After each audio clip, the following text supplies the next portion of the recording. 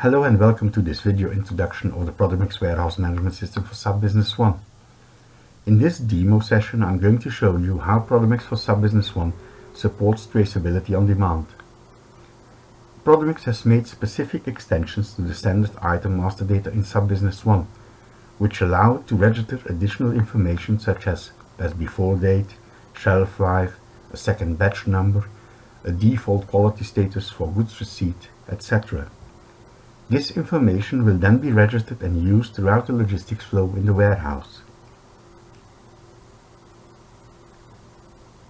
By way of the traceability report, warehouse supervisors can then track and trace products throughout the supply chain.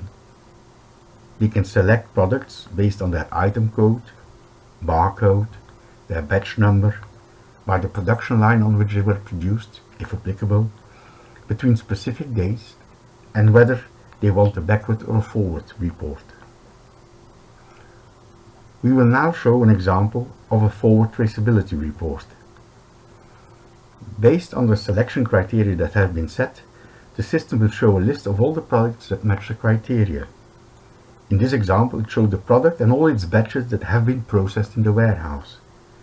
Per batch, it is then possible to verify when it was received, by which operator, from which supplier, what the quantity was, the best before date, and on which SAC it was received.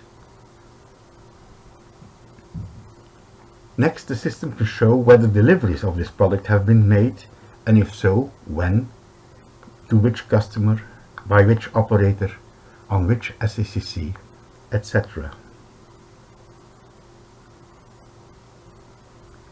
Also, all the movements of this product throughout the warehouse are documented.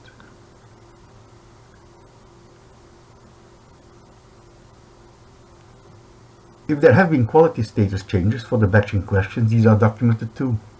The report then lists the changes that have occurred, when and by whom these were registered, and what the reason was for that. As a second example, we will show you a backward traceability report. Here we will go back from a final product to its components. If we open the report, we can view all batches of a product, in this case beer, that have been produced. If we click open the batches, we can also see the components that were used to produce the batch.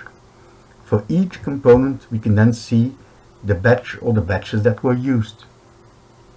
Per single batch of a component, you can then view when it was received, which movements had occurred, whether there have been quality status changes, when the component was issued to production, and what the current stock level is. Finally, for each batch of the final product, the beer that was produced, we can then also view when it has been received from production. In this way, the PDMX systems offers all functions to perform all required actions that are necessary in the context of tracking and tracing. This concludes the demonstration of the traceability on demand functions of products. We thank you for your attention.